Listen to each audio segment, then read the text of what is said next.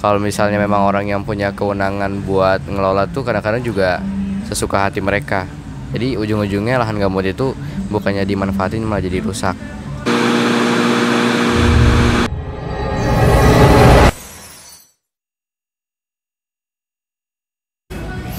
Assalamualaikum warahmatullahi wabarakatuh. Spenlos punya podcast. Nah, seperti janjika saya kemarin, hari ini saya sudah bersama dengan Ijat yang sudah kita obrolin di video sebelumnya. Halo Ijat. Alhamdulillahirrabbilalamin, sehat. Oke. Ijat ini adalah juara satunya lomba penulisan karya tulis yang diadakan oleh Direktorat Jenderal PPKL KLHK. Dengan judul apa judulnya, Jat? Inovasi rancangan komik tanpa teks untuk anak usia dini sebagai upaya ekoedukasi pelestarian ekosistem gambut. Oke, mungkin pertama bisa diceritain dulu isi esai kamu di dalamnya itu apa? Jadi yang pertama tuh saya ngejelasin kalau lahan gambut tuh adalah lahan yang tipenya rawan, jadi dia gampang rusak. Sama untuk proses pembentukannya itu berangsur-angsur selama ribuan sampai jutaan tahun. Itu latar belakang ya? Iya. Oke, lanjut. Jadi makanya di situ tuh saya mengkaji banyak orang tuh yang membuat artikel atau jurnal yang isinya tuh keluhan warga atau masyarakat ketika mereka tuh sedang mengolah atau mengelola lahan gambut mereka. Jadi kalau misalnya mau dijadiin lahan pertanian ya susah. Kalau misalnya memang orang yang punya kewenangan buat ngelola tuh kadang-kadang juga sesuka hati mereka. Jadi ujung-ujungnya lahan gambut itu bukannya dimanfaatin malah jadi rusak. Gitu. Kalau yang ketiga tuh saya ngebahas tentang anak usia dini. Jadi pokoknya nanti di dalam, saya nggak ada pesan lagi ya. Terserah. Di dalam karya tulisnya itu bakal ada transisi. Jadi pokoknya awalnya saya ngebahas kayak gitu. Terus saya ngasih tahu kalau misalnya dibutuhkan kesadaran dari seluruh kalangan usia buat menjaga lahan gambut. Salah satunya anak usia dini. Terus saya ngasih tahu alasannya kenapa harus anak usia dini. Karena ya walaupun mereka mungkin belum bisa melakukan aksi yang konkret atau nyata, tapi memang agak dekat. Iya. Tapi memang mereka tuh masuk ke golden age kan. Umur-umur emas yang kalau dikasih sosialisasi itu biasanya bakal langsung nangkep di otak mereka ya, dan gitu. Bertahan lama ya sampai tua.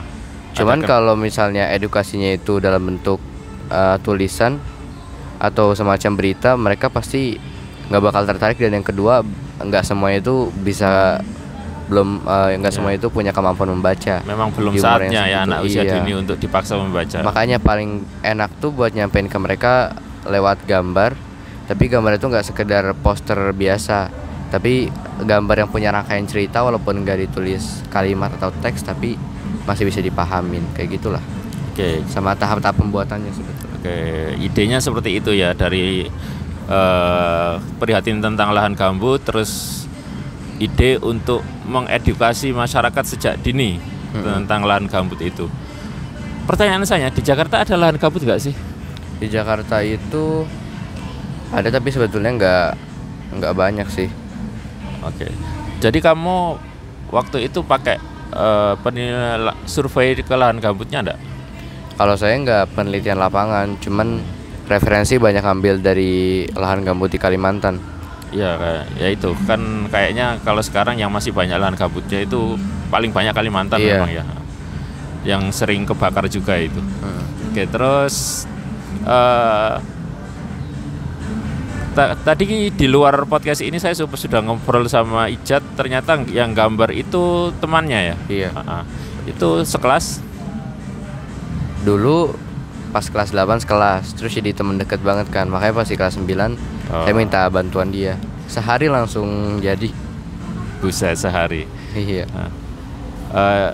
Habis menang dapat hadiah, berarti dia kasih persenan dong?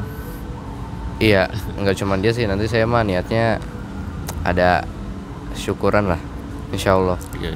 Biar semuanya ini. Berarti ini meskipun di lomba kemarin yang tercatat sebagai peserta kan cuma Izat sendiri nih. Iya. Sebagian kan ada yang berdua, tapi kalau Izat sendiri. Tapi sebenarnya di balik proses pembuatan esai ini ada berapa orang yang terlibat selain Izat dan guru pembimbing Bu Reza? Kalau penulisan, jadi kalau misalnya saran itu biasanya dari Bu Reza. Bu Reza tuh dia soalnya kan suka banyak baca-baca jurnal. Dia pokoknya banyak banget kasih masukan ke saya. Terus kalau dari penulisan full dari awal sampai akhir tuh saya nulis, cuma saya kasih tahu, dikoreksi, terus saya lanjutin lagi. Jadi pokoknya kayak nulis skripsi terus di sidang bimbingan sama terus revisi gitu ya. Iya.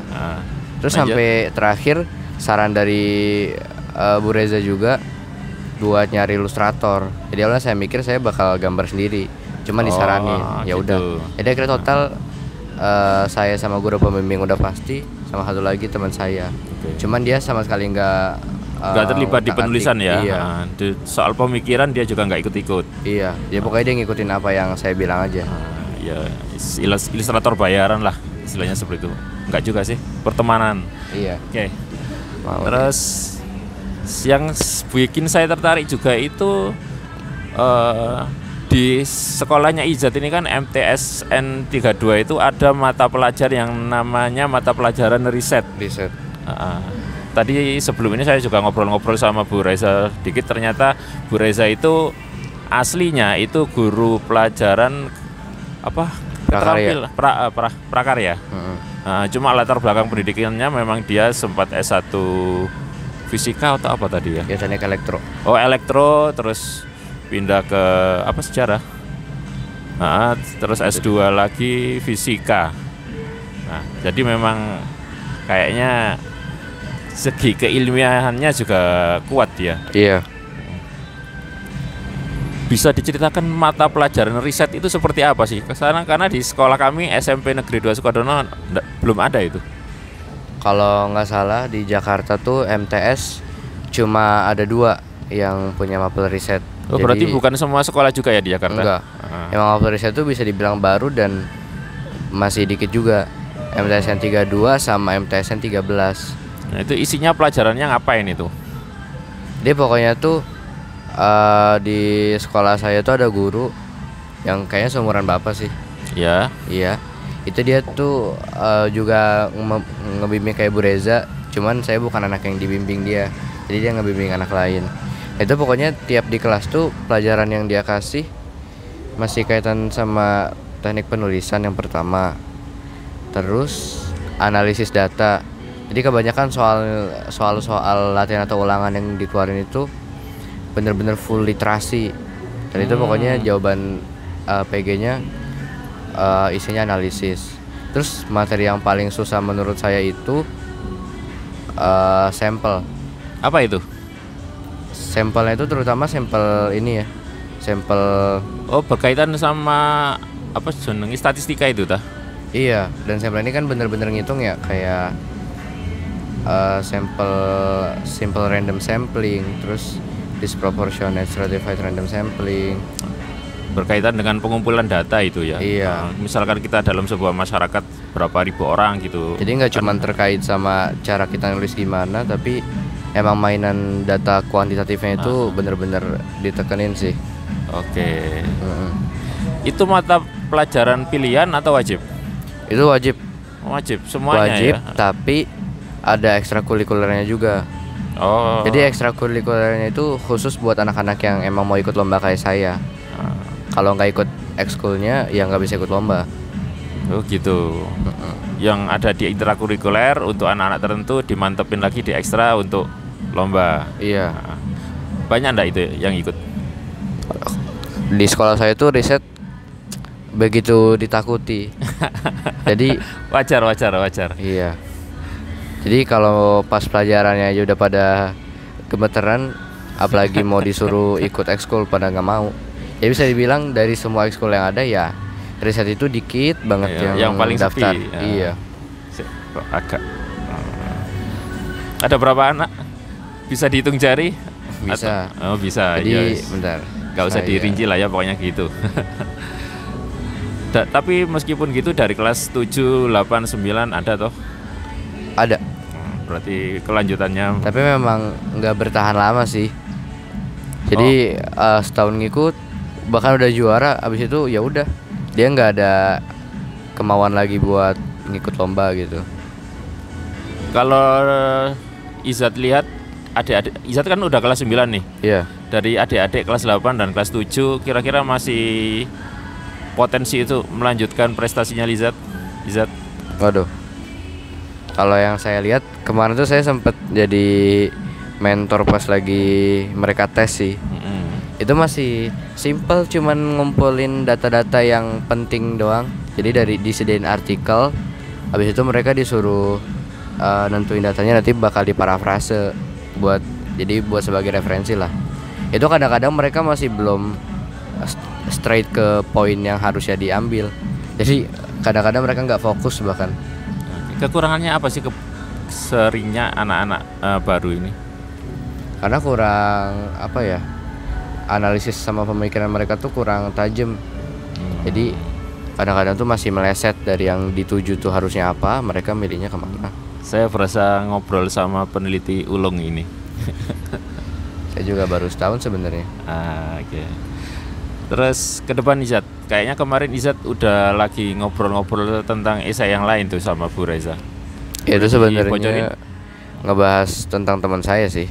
Oh, punya teman kamu. Sama-sama kelas 9 atau? Iya, sama.